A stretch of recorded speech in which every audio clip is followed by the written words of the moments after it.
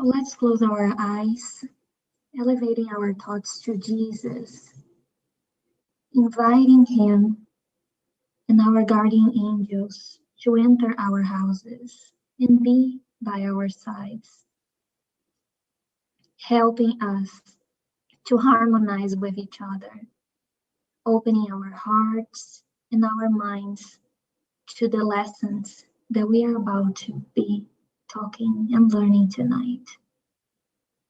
Dear God, thank you for the opportunity of being here today. Thank you for this yet another day in which we are here all together, learning in this good environment of peace and love. May the good spirits help us to harmonize, to feel these good vibrations, so we can all vibrate together. Kindness, harmony, and love. So be it. So thank you all for being here tonight. My name is Andy. I am here to talk today about the chapter 7 of the Gospel according to Spiritism. The chapter is called Blessed Are the Poor in Spirit. And this is supposed to be a beautiful lesson about the importance of humility in our lives. So this chapter of the Gospel starts with this saying. This is from Matthew. This is in the Bible.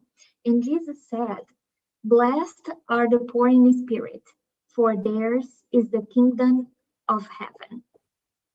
So this is interesting, right? Because poor in spirit, like what is the meaning behind the poor in spirit? It's like, so poor would be someone that is, that is in financial difficulties, or I'm not sure if this expression is common in the US. In Brazil is very common. When someone is just like, when someone has the heart very closed, someone is not, is spiritually open or evolved. Sometimes we use this term, this person is poor in spirit. Again, not sure if this is common here in the US, but, maybe some of you may have heard this expression. But, if we are thinking about Jesus and everything that Jesus, brought to us, all his teachings, it sounds a little odd. So what we have to think, this is the purpose of this lesson tonight. What was the real meaning behind the expression poor in spirit? Who are the poor in spirit that Jesus said that they will be welcome, that theirs will be the kingdom of heaven? So here we have a good example of someone who could be considered poor in spirit, Mother Teresa. So basically the meaning behind what Jesus said, the poor in spirit, are those who seek knowledge, who accumulate spiritual health, are those who are humble, right? Those who live outside of their lives, any appearances, any, preoccupations with, status, pride, appearances, anything like that. The poor in spirit are those, as I said, the humble ones, the ones that cultivate love, charity, and that's why the kingdom of heaven will be theirs, because, they cultivate all those good things. And throughout this lesson, we are going to talk a little bit more about what is the kingdom of heaven and also about humility. But it's interesting also because, when Jesus used this expression, poor in spirit, and here we are talking about humility. Sometimes we very promptly, we associate humility to like someone who is not attached to any materialism, someone who is poor. But in the end of the day, your wealth, your financial situation has nothing to do with being humble or not. You can find someone who is facing material poverty, and this person can be very proud and arrogant. And in the same way, you could find someone that has a very, very wealthy life, and this person might be humble. So the sense is that humility cannot be seen with our eyes of flesh. Humility cannot be seen from outside. Humility is definitely, in the sense in which we are talking in here today, a characteristic from our character, and not something that we are experiencing in certain situations in our life. But now, why, if we are talking how this expression is interesting, why did Jesus call the humble poor in spirit? Wasn't it easier for him to just, use the word humble instead of saying poor in spirit? Let me check the chat. Oh, the link to the prayer book. Here it is. Okay, so going back to the lesson, why did Jesus call, instead of using the word humble, he used poor in spirit? Because the humble person is the one who knows what he or she doesn't have. So this is the idea of being poor in spirit, is being aware of what we do not have, being aware of what we lack in our lives. So as this slide says, the secret of humility is to be fully aware of what you have not yet conquered. And this is what is so beautiful about this lesson, because, we live in a plane here, in a planet that no one is 100% good at everything. The only being that we can think that is 100% good and perfect is God, as we have studied, in some of our previous lessons. No matter how intelligent you are, how good you can be in doing something, you do not, it's impossible for us as humans to understand everything about everything that is available to us. And why being humble is also so good, and as Jesus said in the previous in the beginning of the teaching, when he said that it's for the humble, the poor in spirit, that theirs is the kingdom of heaven. We are going to study a little bit more about the kingdom of heaven, but I can, spoil a little bit the end of this lesson, that the kingdom of heaven is also a state of the spirit of ours. And this humility of being honest, being vulnerable, and, being aware of our faults, of what we lack, this gives us sometimes a peace of mind, when we don't need to pretend that we are not, what people expect from us, or how, we live in society. So we know how sometimes, people pretend that they are more, or, that they are different than what they truly are. So this is the beauty and the freedom that this invitation from Jesus about being humble and being poor in spirit. This is what it brings to us as well. It's an invitation to freedom, and also it's an invitation for us to look inside of ourselves. It's an invitation to self-knowledge, so we can not only understand what we lack, but it's not like looking, oh my God, I am not yet as charitable as I want to be, or I am not patient, and just understanding that and being judgmental, right? If we are talking about peace in spirit as well, is understanding that you lack this, that you are still not quite there yet, that you are going to make the effort to get it there, but it's not punishing you, and keeping all those feelings of I'm not worthy, I'm not good, and all of that. So let's talk a little bit more about humility as well. And this is an interesting lesson also about how humility can help us in so many different parts of our lives. For instance, if we are receiving criticism, right? So humility knows the goodness that is within us, but also the person that is humble is honest about the faults and the flaws, as we have just discussed. Humility knows not to take it personally because it's not your whole character being criticized. So it's not your whole character. Is that one piece that is, the person is giving you? Hopefully, the criticism that is coming is being framed in a positive way.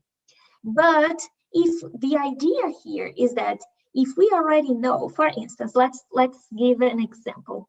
If you are at work and you know that you are not really good in Excel or PowerPoint, let's say, and a colleague of yours comes and tells you, Andy, I really think, you are so great in doing X, Y, and Z, but I think you could really, use some improvement in your PowerPoint and Excel skills. If I am not aware that that is a problem, that might just catch me out of guard, and I might have a different reaction. Now, if I have reflected and I know that this is something that I have to improve, and by knowing that this is something that I have to improve and work on, this already involves that I have matured this idea in my mind. So it means that I might be a little bit more open to receiving that feedback, right, from the person. And finally, humility is the willingness to learn, and as a result, you will welcome the chance to polish the rough edges of your character. So definitely, we are seeing how humility can help us in our life to receive criticism. Now, is this easy? Is this something that tomorrow we are going to get at work and we are going to be so great in receiving feedback? Definitely not. It's one of those things that it's a journey. It takes definitely a lot of maturity for us to be able to recognize our flaws.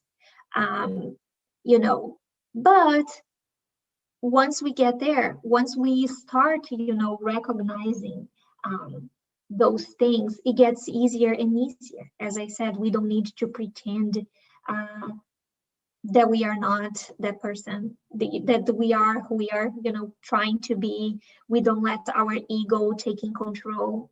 But it's very hard, we have to recognize that, like, even if we try to frame in this very nice way of, being humble, if someone is giving you a criticism on something that it's a fault of yours, being able to accept that, it's still hard because of our ego, because our ego takes control so many times, and we have this tendency of liking to be right. But I hope that with this lesson tonight, we all, and I am including myself in the same group, we can all go to bed tonight reflecting a little bit more about that, reflecting how humility can contribute to our life in so many different ways. And so this is a very nice passage from Luke. I'm going to read it. This is a little story that Jesus said. One Sabbath, when Jesus went to eat in the house of a prominent Pharisee, he was being carefully watched by the people that were there. When he noticed how the guests picked the places of honor at the table, he told this parable. When someone invites you to a wedding feast, do not take the place of honor for a person more distinguished that you may have been invited. If so, the host who invited you both will come and say to you, give this person your seat. Then, humiliated, you will have to take the least important place. But when you are invited, take the lowest place, so that when the host comes, he will say to you, friend, move up to a better place. Then you will be honored in the presence of all the other guests. For all those who exalt themselves will be humble, and all those who humble themselves will be exalted. So Jesus was so perfect, as he usually did, using parables, using practical examples, so we could, really understand the meaning of his words. And then let's debrief a little bit more about what Spiritism can help us to understand about this last phrase. Those who exalt themselves will be humbled, and those who humble themselves will be exalted. So, so many of you that are here tonight are studying with us on Saturdays, and I am sorry if I am spoiling this for anyone, but here in the screen, this is the character of Emmanuel, or Publius Lentulus in the 2000 years ago book, or even Nestorio in the 50 years later book. So basically, this character is a perfect example of someone who exalted himself and was humble then. So, just giving you a very brief overview of the book, and again, I apologize if I am spoiling for anyone. In one of the books in the 2000 years ago book, this spirit, Emmanuel, or in that incarnation, his name was Publius Lentulus. He was a Roman senator, and he was very proud. He was like part of a very important group of the Roman society. And we can see throughout the book that, he was a very proud man, so many times he wanted to do one thing, his heart was telling him to do one thing, and he went the other way because of his pride. But then, why are we using him as an example of someone who was so exalted and then was humbled? Because in his next incarnation, so next time that he incarnates, 50 years later, that's why is the name of the other book, he comes as a slave. He comes as the slave Nestorio. And just like this example, the Spiritist literature has so many other examples of, how in different incarnations we experience, different things. And here we are, I said that in the beginning, let's leave, rich and poor, wealth outside. So when I am talking also about experiencing different incarnations, it's also about this, in some incarnations, we might be very wealthy, and then in the other incarnation, we might be poor. This was one of the greatest lessons that I learned in doing charity with this group. I remember very much the first time I did charity with this group. We were working with a group of people in Raleigh. And when we came back to the center and we were debriefing, I was very impacted, by our work in that day. As I said, it was my first time, doing charity in this group. But what really marked me, someone said those words. Someone said that right now in this life, we are the ones helping that group of people. But who knows if in our previous incarnation, we were not the ones being helped by them, right? And so, again, I repeat this a lot in here, that there is so many reasons behind why charity is important. And I feel that if we are to talk about reasons why it's important for us to do charity, we could be discussing for like months and months. But it's also, you know, a good thing for us to think that maybe today we are the ones helping someone. We don't know if in the previous existence we were not the ones being helped, or we also don't know about our future, right? Because so many people, even right now, they might have a good, you know, financial condition, and then in the future something might happen. Or we also know that charity is not always material. Charity is also about, it could be moral type of charity. And we all go through struggles in our lives. So it's also this idea of um, not exalting ourselves because we might be humble. It's also because of that, you know, help people today. Do not treat anyone as, do not put yourself above anyone, because you don't know what is going to be your day tomorrow, right? You don't know if you are not going to need help of those people, those very people that you were, you know, just talking down today, right? Yeah,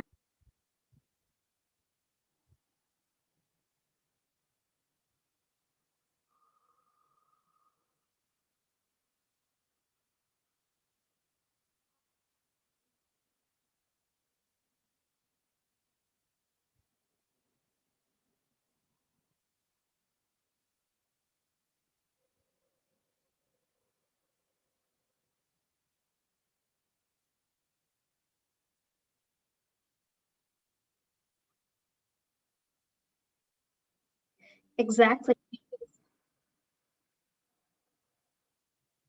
Exactly, because also with great power, I'm not sure if this is a saying, but it's something like that. That with great power also comes great responsibility, or something like that. It's because, you know, when you have so much power in your hands, it's also very difficult. It's more difficult to control the bad tendencies and your pride and all of that. So yes, Rafael, thank you for bringing that up. But since we are talking about pride, uh, you know, the Spiritism in this chapter of the Gospel, chapter 7, says that pride is the terrible adversary of humility. Okay. And I saw this saying in the internet, and I thought that it was um, so nice for us to discuss about this tonight as well. How sometimes we talk about pride and humility, but let's bring this to our days, right? And this saying says, the world was here before you, and it will exist after you. You are not the center of the universe, nor are you its circumference. And this is so fascinating because we have this tendency of thinking of ourselves as good, right? And so everything that we do not agree represents a bad thing or evil. And then if we consider that we ourselves are good, then it means that the evil, that the problem is in the other, right? And it's so easy for us to think that the problem is in the other. Because in this way, we don't need to act, we don't need to do anything, right? We were talking just before, I was saying how self-enlightenment is a journey, it's something that we will try, and sometimes we will have our, you know, down days, the days that we are not going to do so well in our self-enlightenment, and the days that we are going to struggle, and then we will have to restart. So it's so much easier for us to point the fingers and to put the faults in the others, because if we admit that the problems are also coming from us, it means that we have to do a lot of work inside of ourselves, and that, my friends, is very hard. It's very hard. And also, being able to accept that we are wrong, it takes such an enormous level of maturity. Because again, it's so hard. We were talking about receiving criticism. It is so hard, those things, they can really hurt our pride, our ego. And also, in the same way that we are here talking about we not being the center of the world and how we should never exalt ourselves. We should never think that we are better than anyone else. It's also about us asking, who am I to judge someone? Or to demand anything from someone. I don't know what this person has experienced in life. Maybe even if the person is reacting badly today, I don't know what caused that. I don't know what traumas, what experience this person has endured in life, right? And another point that I want to bring is also when we are talking about pride, when we are talking about not being the center of the universe, it's about forgiveness. Because it takes humility for us to be able to forgive. If you think that you are the center of the universe, if you are so self-absorbed in your pain, then you will never be able to let go of that pain to forgive someone. Because every time that your mind might start thinking, I should forgive, then back you go to, oh my God, but this person was so unfair to me and poor me, and oh my God, I didn't really deserve that. And so you are back to square zero. So you see how even to forgive, humility is the number one thing that we need to have and to exercise in our lives. So now we are here talking about, trying to not be so self-centered.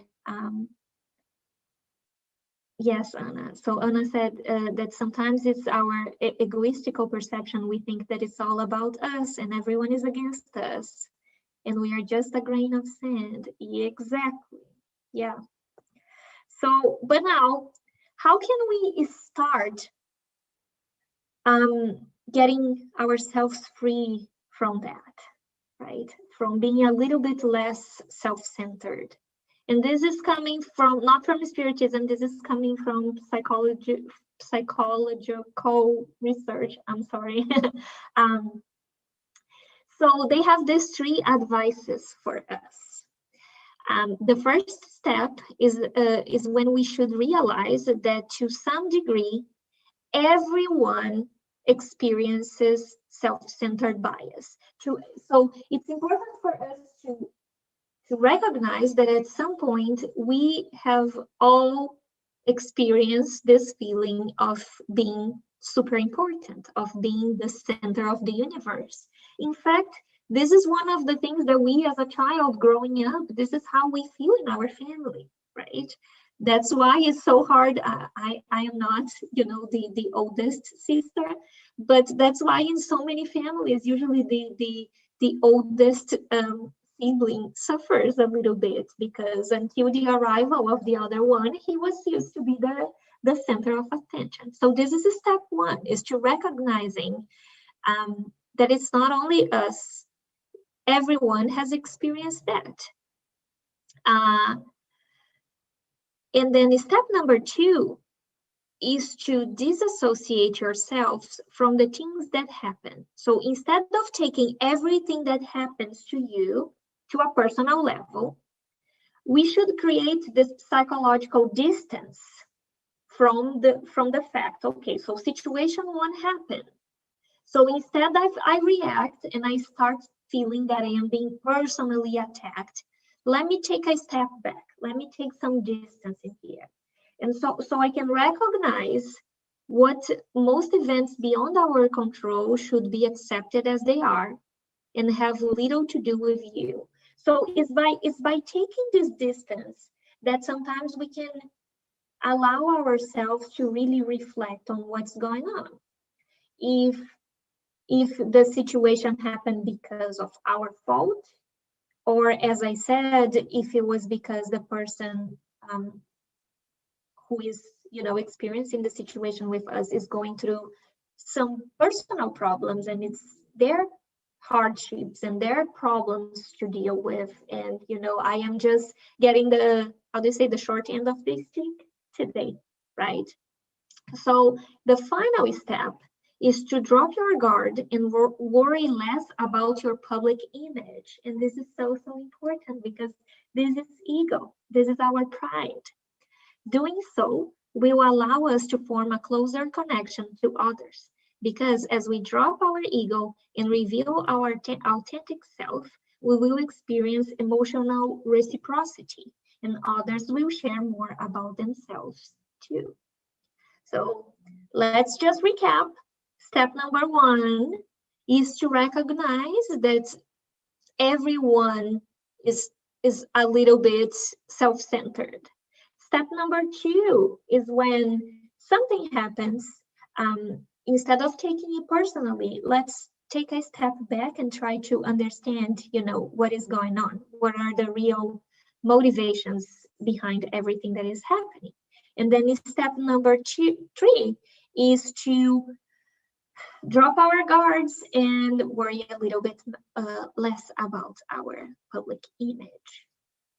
So I'm not sure about you guys. I am thinking about printing this and putting right next to my bed, so I can remind myself daily of this. Alessandro is saying in the chat that the question 913 in the Spiritism book explains that selfishness is incompatible with justice, love, and charity. It neutralizes all the other qualities. It is difficult to observe when you are selfish. Exactly. Thank you for bringing that up, Alessandro. So now, pride and selfishness can also affect our faith. And this is like, if you open chapter 7, you will see that they talk a lot about, about intelligence. We are going to debrief a little bit, but it's very fascinating, this part that it says, some cultural and intelligent men, according to the world, generally make such a high opinion of themselves and of their own superiority that they consider divine things as unworthy of their attention, to the point that they even deny divinity. If they refuse to admit the invisible world as an extra-human power, it is not that it's out of their reach. It's not because they don't comprehend, because again, they are intelligent. But sometimes it's because of their pride.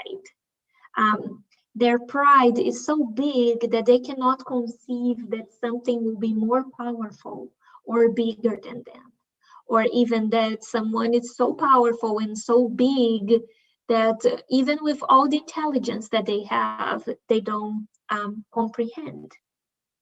And this chapter, again, I recommend you guys reading. It's very fascinating because it also brings this question, and I have seen some people questioning the exact same thing, that, okay, if Spiritism is one of the revelations, why these spirits, they don't just reveal themselves to all the unbelievers, and just reveal themselves? And so all people that do not believe in Spiritism, they will, by seeing that demonstration, they will start believing. And this chapter of the gospel says that is because the spirits, in the first place, they take care of those who seek the light with good faith and humility. And so this is so important, especially because we live in a world in which so many people still need so much help and assistance. So if so many people are needing all this help and assistance, and these spirits are always here working and assisting us, do we really think that they would have the time, and that it would be worthy their effort to just be proving that people that are not yet ready to accept, right?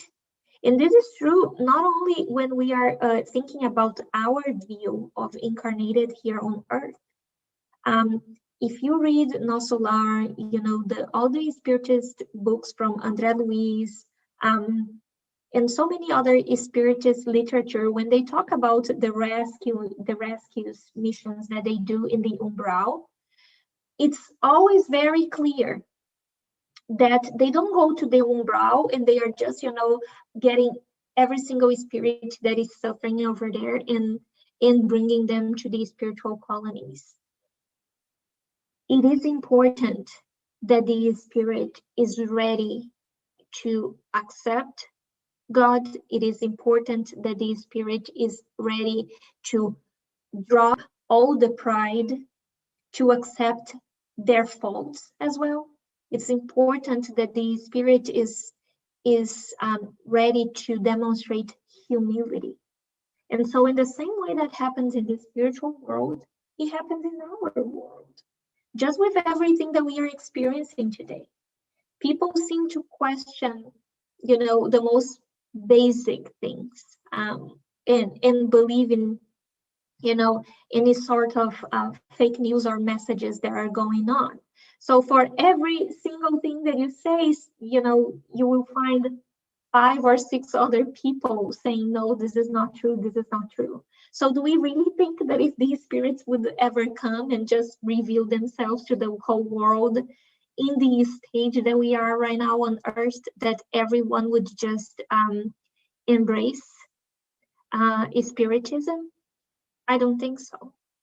And so this is also, an important lesson for us, that even for us to be faithful, it's important that we practice humility and we drop our pride. So moving along. So now you might ask me, Andy, you are talking so much about humility. You are telling me that, pride and the ego are so bad.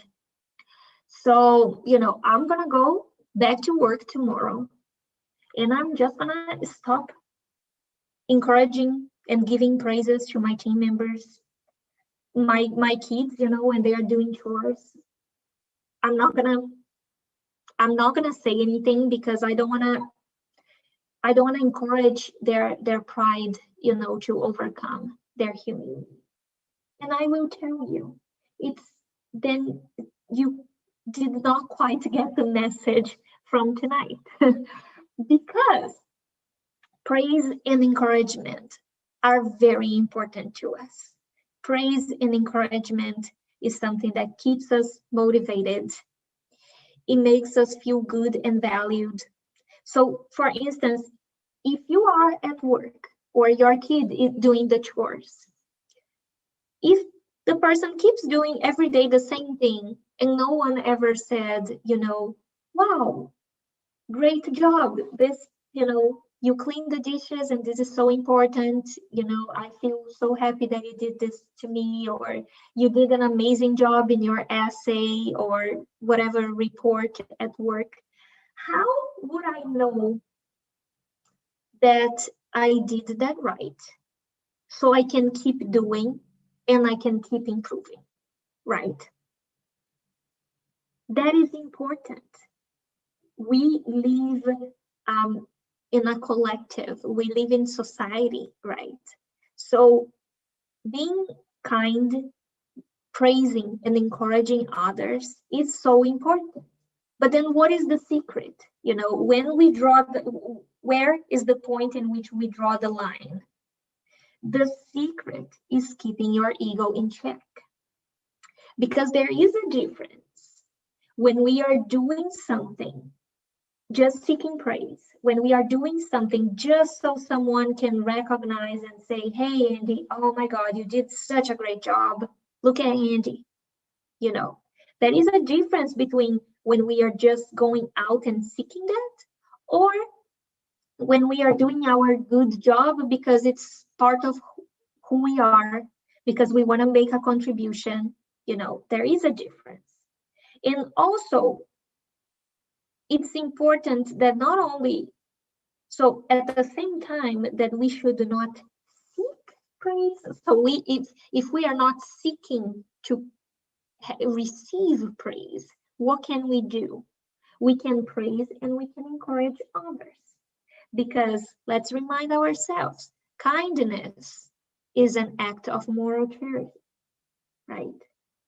Can you imagine if we would live in a place in which no one would ever again say, good job, thank you so much, your help was so important to me, or just like general acts of kindness, your hair looked good, or you were so nice, it's so good to talk to you, or your smile just made my day, things like that.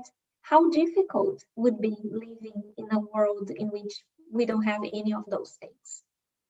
So even though we are here today talking about humility, and we are here talking about, how our ego, how our pride can be bad for us. This is a good example of, how can it also contribute for us and for the others. And so 2 lessons from this slide.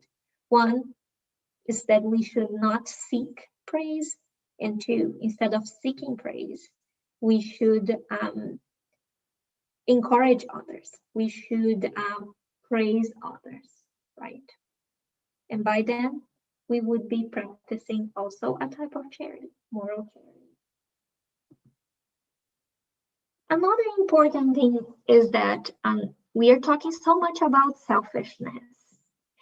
And at the same time, nowadays, more than ever, we talk about the importance of self-love. We talk so much about the importance of loving ourselves first, so we can be able, to help and love the others. But what is the difference? Because some people might think, by loving yourself, you might be being too selfish, this might be your ego. And I just thought, so this I translated from like a Spanish saying, but I thought it was so wonderful. So basically, the difference is with self-love, you are putting your needs, your basic needs, before the desire of others. And when you are being selfish, you are putting your desires before the needs of others. And this was so wonderful. When I saw this, I am like, oh my God, I need to translate and bring this to the lesson, because it was put it in such a simple way, so we can all understand. And again, it's just like when we look at both things, when we think about self-love, we are thinking about light, right? Self-love is about honoring the light that we have inside of ourselves. And the selfishness, when we are talking about desires, when we are talking like, I am putting my desire above the needs of the others, the sense that I am getting from this is, it's more a sense of like, definitely not a sense of light. I'm not going to say that it's darkness, but it's definitely not a very enlightened sense that I am getting here, right? Thank you guys. I'm loving your contributions in the chat. Yeah. So this is another one to print and to put in the side of your bed, so we can all remember this daily in our lives. So basically, in this chapter, the Kardec covers a little bit about humility, selfishness, the importance of us not exalting ourselves, and then he goes and he talks about the intelligent people. And I think that by the word intelligent, he also meant like wise. So basically, like, what is the mission that wise spirits that are incarnated on earth, or intelligent spirits, have, right? Because we are talking in here about pride and humility, but also, it doesn't mean that by being intelligent, it's a bad thing. No, we should be proud of our accomplishments, again, as we were talking about the importance of the good praise, right?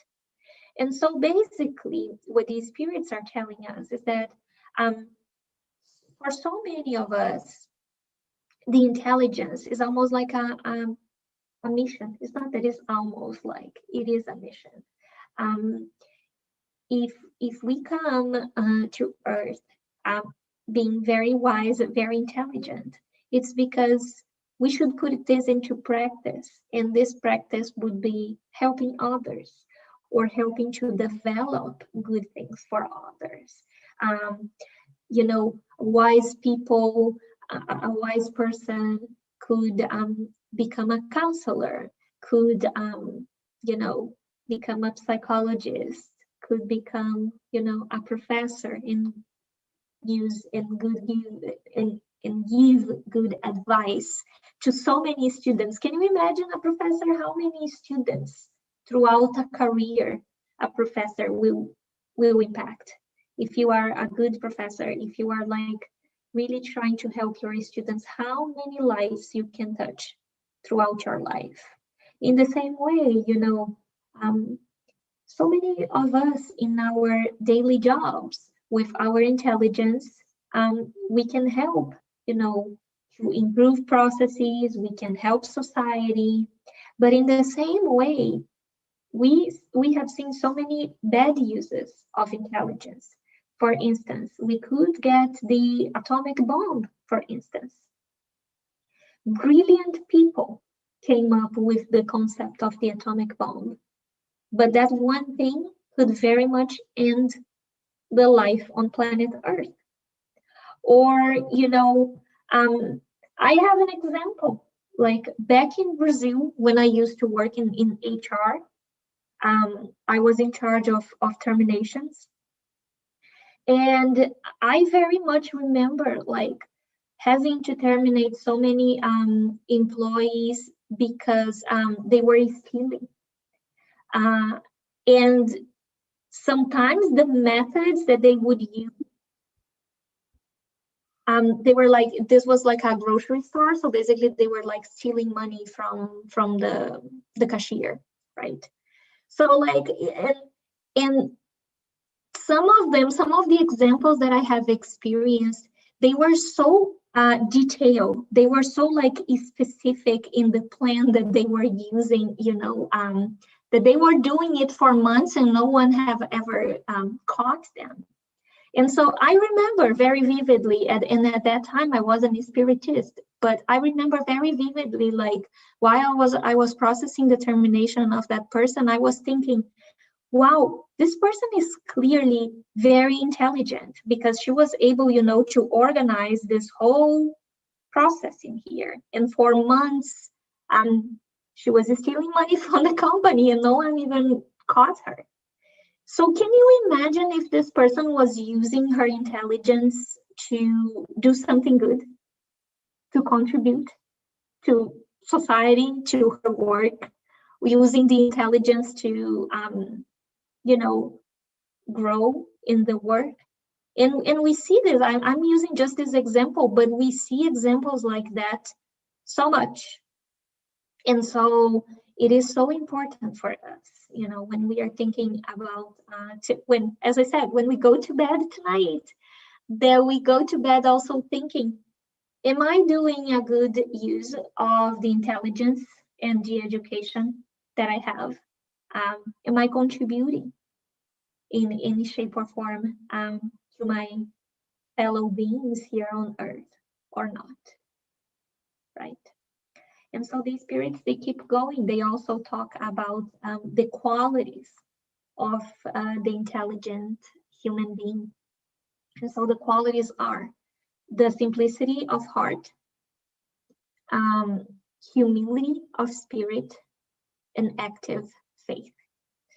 And this came from a message from the Apostle Paul.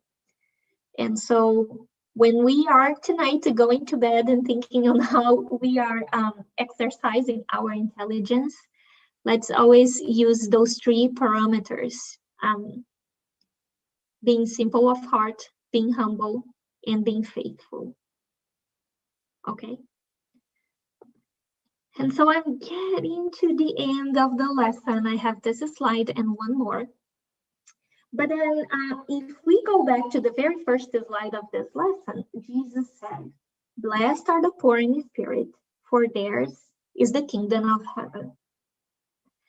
And so the kingdom of heaven, so many of us, we think that the kingdom of heaven is a place. So the kingdom of heaven is heaven, as we say in Portuguese, is o paraíso, paradise.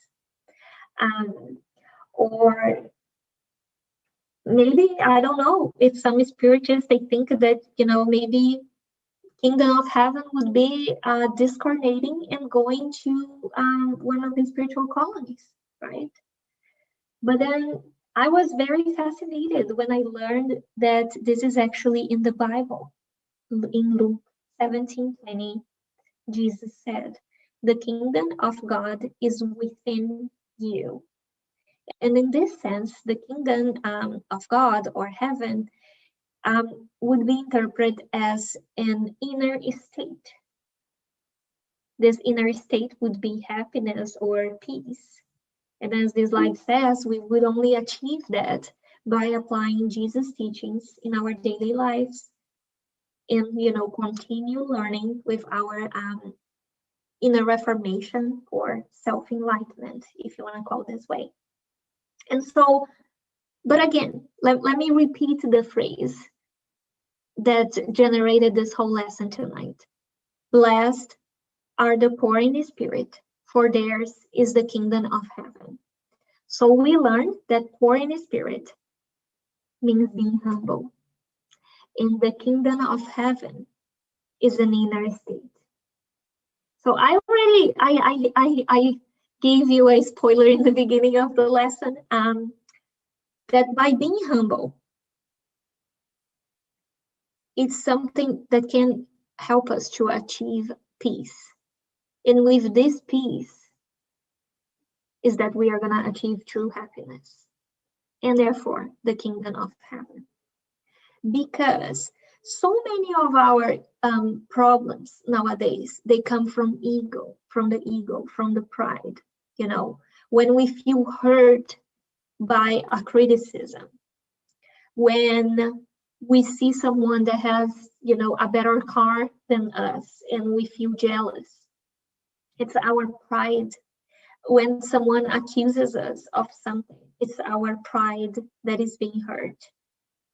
And when we are humble, when we accept that we are what we are, when we accept that we are simple, that we are still humans, that we are still in a planet of trials and expiations, and therefore we don't need to know about everything. We don't need to get everything right. We have to try, but it's going to be very hard getting everything right. So do you see, I'm not sure if I'm being able to explain, but do you see how this acceptance that humility can bring to us, how this can help us to be peaceful, to achieve this peace? Right? So this is the lesson that we have tonight, is about, yes, because we don't have to try so hard. Exactly, Kara, exactly. We keep trying so hard, oh, I need to get a better car. I need to buy a nicer house, or, those clothes are so on trend right now. To impress who? Right? Or, oh my God, I need to be intelligent. I need to read all those books, or you name it, to impress who? I read this. I read this last night when I was preparing. I don't remember who was the author, but the phrase was something like this, saying that we should never compare ourselves to others. We should only compare ourselves to ourselves. So you should compare yourself today to your old self from the years before, because this is the only way that a comparison will be fruitful, because it's by comparing yourself today with the person that you were yesterday. This comparison can help you to grow, can help you to advance. Now, if you are comparing yourself to anyone else, sorry to disappoint you, it's pointless. It's not going to help with anything. Exactly, Bill, the only one who you impress is yourself. Yes, yes, yes. And so with that, I'm going to bring the final slide. And this was also a very beautiful saying, that it says, there is nothing noble in being superior to your fellow man. True nobility is being superior to your former self. Here it is. I knew that I had read this somewhere. Here it is, the phrase that I just talked about. So the true nobility is being superior to your former self. Exactly. And last week, we talked about equality. We talked about, also, so much of the social circumstances that we are living nowadays. And again, here we are also talking about, we can also apply this to the social circumstances that we are living nowadays. How if everyone on earth would just apply this, not thinking that we are superior to any fellow brother or sister in here, how so many of the issues that we face as society would be fixed. But as I said, it's a journey, and we are part of this journey. So let's also be part of the change, if we can contribute with making the change happen. Let's do it. Let's do it by exercising humility. Let's do it by putting our intelligence in practice, and hopefully we will have a better world, right? We are on our way to be to stop being a world of trials and expiation. So hopefully one day we will get there. So I thank you so much. I invite any comments you might have. Also, I would ask you to grab some water because we are about to start the passes. So I'm just gonna give you a couple minutes so you can grab some water. Thank you, guys.